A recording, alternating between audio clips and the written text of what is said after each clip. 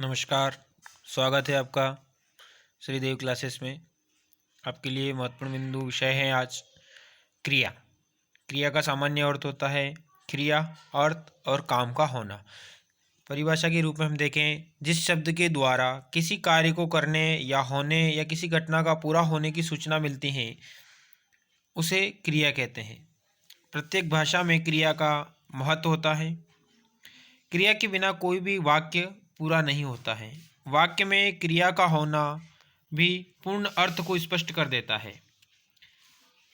उदाहरण के लिए हम देखते हैं, जैसे बैठा या बैठो, आ जाओ, तुम आ गए। तो यहाँ पर वाक्य का पूर्ण अर्थ होता है कि आप यहाँ बैठिए, आ जाइए, तुम आ गए।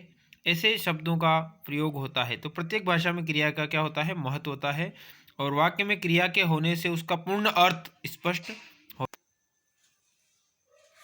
क्रिया के मूल रूप को धातु कहते हैं, जैसे पढ़, उठ, बैठ, जाग, लिख, सो। तो इस रूप में पढ़ धातु में ना जो है प्रत्यय लगने से बनता है पढ़ना, उठ और ना प्रत्यय लगने से बनता है उठना। तो इसी प्रकार से जो है क्रिया शब्द की स्थिति बनती है। क्रिया के भेद देखते हैं, किसके, वर्ब। अब वर्ब के रूप में हम देखते हैं, कर्म के आधार पर क्रिया के दो प्रकार के भेद होते हैं। पहला होता है कर्म के आधार पर, दूसरा होता है रचना के आधार पर। कर्म के आधार पर सकर्मक क्रिया और अकर्मक क्रिया, तो दोनों क्रियाओं के साथ में जिसमें कर्म सहित होता है वह सकर्मक क्रिया, और जिसमें कर्म नहीं होता है वह अकर्मक क्रिया होती है। फिर रचना के आधार पर सामान्य क्रिया, संयुक्त क्रिया, नाम धातु क्रिया, प्रेरणार्थक क्रिया और पूर्वकालिक क्रिया। अब कर्म के आधार पर हम देखते हैं तो अकर्मक क्रिया, जिसमें अ प्लस कर्म, जिसमें कर्म नहीं है। जिन क्रिया शब्दों के व्यापार का फल कर्ता पर पड़ता है, इन क्रियाओं का कर्म नहीं होता है। उदाहरण, रवि पढ़ता है, सीमा नाचती हैं, गीता गाती हैं, सीमा बोलती हैं, सीमा दौड़ती हैं। इस प्रकार से शब्द में क्या होता है, कर्म नहीं होता है। नेक्स्ट हम उदाहरण देखते हैं, जैसे मोहन हंसता है, बच्चे सो रहे हैं, पक्षी उड़ रहे हैं। तो ये सब अकर्मक क्रिया के उदाहरण है। अब सकर्मक क्रिया की परिभाषा हम देखते हैं। सकर्मक क्रिया जिसमें होता है कर्म सहित, जिन क्रिया शब्दों के व्यापार या कार्य का कर्ता को छोड़कर कर्म पर पड़ता है वह सकर्मक क्रिया होती है। जैसे सकर्मक क्रिया के भेद होते हैं, एक कर्मक क्रिया और द्विकर्मक क्रिया। एक कर्मक क्रिया, जिस वाक्य में क्रिया के साथ एक ही कर्म उपस्थित होता है। क्या उपस्थित होता है, एक ही कर्म उपस्थित होता है, वहाँ एक कर्मक क्रिया होती है। जैसे आरती पुस्तक पढ़ रही हैं, तो यहाँ पर क्या हुआ, क्रिया में एक ही कर्म है। क्या पढ़ रही है, पुस्तक पढ़ रही है। तुमने रोटी खाई, बच्चा गेंद पकड़ता है। ये सभी उदाहरण क्या हो गए, एक कर्मक क्रिया के। हम भेद देखते हैं द्विकर्मक क्रिया। द्विकर्मक क्रिया जो है, जिन क्रियाओं के कितने कर्म हो, दो कर्म होते हैं। जैसे माँ बच्चे को दूध पिलाती हैं, नानी बच्चे को कहानी सुनाती हैं। तो यहाँ पर क्या हो गया, दो कर्म उपस्थित है, इसलिए सकर्मक क्रिया के दो भेद हो गए, द्विकर्मक क्रिया।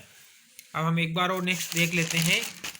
जहाँ देखिए ये जो है अकर्मक क्रिया, जिन क्रियाओं का फल कर्ता पर नहीं पड़ता है, कर्ता पर पड़ता है, और उसी के संबंध में जैसे यहाँ पर, तो यहाँ प्रश्न यदि ये बन जाए, प्रश्न पूरा नहीं बनता है, तो क्या होती है, अकर्मक क्रिया होती है। जैसे रवि क्या पढ़ता है, इस प्रकार से। तो हम देखते हैं रचना के आधार पर क्रिया के भेद। तो रचना के आधार पर क्रिया के 5 भेद होते हैं। जैसे सामान्य क्रिया, वह पढ़ो, वह गया, वह आया। यहाँ क्या है, सामान्य क्रिया। वाक्य में पढ़ो और गया एक एक क्रिया शब्द का प्रयोग हुआ है। नेक्स्ट है संयुक्त क्रिया। संयुक्त क्रिया में होता है वह खा चुका है, गगन सो गया है। तो यहाँ क्या होती है, खा चुका है, सो गया है, दो दो क्रियाओं का प्रयोग हुआ है, इसलिए इसे संयुक्त क्रिया कहते हैं। तो रचना के आधार पर क्रिया के कितने भेद हैं, 5। फिर है नाम धातु क्रिया। संज्ञा और सर्वनाम से संबंधित विशेषण आदि शब्दों से बने क्रिया पदों को नाम धातु क्रिया कहते हैं। जैसे लाज लजाना, शर्म शर्माना, नरम नरमाना, गरम गरमाना। फिर है प्रेरणार्थक क्रिया। प्रेरणार्थक क्रिया जब कर्ता कोई कार्य स्वयं न करके दूसरों को उसे करने के लिए प्रेरित करता है तो अकर्मक क्रिया सकर्मक। देखिए वापस से, प्रेरणात्मक क्रिया में जब कर्ता कोई कार्य स्वयं न करके दूसरों को उसे करने के लिए प्रेरित करता है तो अकर्मक क्रिया सकर्मक बन जाती है तथा सकर्मक क्रिया द्विकर्मक बन जाती हैं। ऐसी क्रियाएं प्रेरणार्थक क्रियाएं कहलाती हैं। जैसे आरती कृष्णा को पुस्तक पढ़ाती हैं, सीमा फूलवाली से गुलदस्ता बनवाती हैं, तो यहाँ पर इससे संबंधित हो गया है। नेक्स्ट है पूर्वकालिक क्रिया। जब कर्ता अपनी पहली क्रिया पूरी करके दूसरी क्रिया करता है तो पहली वाली संपन्न क्रिया को पूर्वकालिक क्रिया कहते हैं। जब कर्ता अपनी पहली क्रिया पूरी करके दूसरी क्रिया करता है तो पहली वाली संपन्न क्रिया को पूर्णकालिक क्रिया कहते हैं। वह खेलकर सो गया, आरती पहुंचकर पत्र लिखेगी, वह दौड़कर चलता है, मोहन नहाकर पूजा करने लगा। ठीक है, ये आपने देखी है क्रिया से सामान्य परिचय। हम क्रिया से संबंधित महत्वपूर्ण प्रश्न लेकर आएंगे आपके लिए।